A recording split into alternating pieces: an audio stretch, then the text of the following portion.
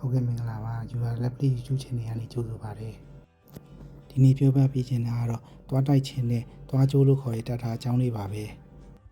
ဒီတော့သွားကိုဘယ်လိုမှကန်အောင်တိုက်ရမလဲတဖုံးကနေပြီးတော့ဆန့်ကျင်ဘက်ထားရှင်ကိုတိုက်ရပါမယ်တဖုံးဘက်ကိုပြန်လှန်ပြီးမတိုက်ရပါဘူးတဖုံးထိခိုက်နိုင်တာကြောင့်ပါကိုစားလိုက်တဲ့စာကလည်းပါဇက်ရဲ့နေရာဆုံးရောက်သလိုသွားတိုက်တဲ့ခါမှာလည်းပုံမှန်ပြထားတဲ့အတိုင်းနေရာဆုံးတိုက်ပေးရပါတယ်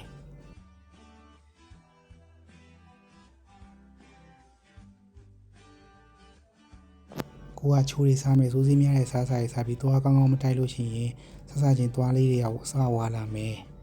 ပြီးရင် plat လို့ခေါ်တဲ့အဖက်လေးတွေဖြစ်သွားမယ်နောက်ဆုံးသွားချိုးလို့ခေါ်တဲ့တတာဖြစ်ပြောင်းသွားမယ်တတာဖြစ်ပြောင်းသွားပြီးရင်တော့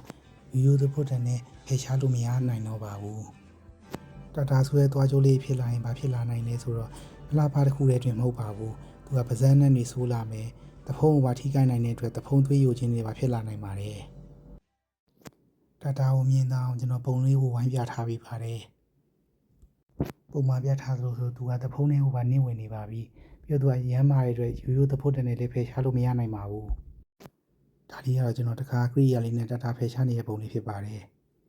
ဒါကတော့ဖိထုတ်လိုက်တဲ့တတာပိုင်းစာလေးတွေပါသူကပြင်ပိုင်းတော့ဝါနေပြီမဲ့အထဲမှာဘက်တီးရီးယားကိုပိုးကောင်လေးတွေစားသုံးမှုကြောင့်မို့လို့သဘောစားသလိုဖြစ်နေပါတယ်ဒါကတော့တတာဖိထုတ်ပြီးနောက်ပိုင်းပုံမှာတတာကိုဂယူမပြူမိရင်ကိုယ့်ရဲ့သွားလာလာလေးတွေကိုဆုံးရှုံးနေတိဖြစ်နိုင်ပါတယ်ဒီတော့ဒီဗီဒီယိုလေးမှာတတာအကြောင်းဂယူပြူမိသွားဖို့မျှော်လင့်ပါတယ်ကြည့်ရှုပေးသူတယောက်ချင်းစီကိုကျေးဇူးတင်ပါတယ်အဆင်ပြေရင် like and subscribe လုပ်ပေးသွားကြပါဦးကျေးဇူးတင်ပါတယ်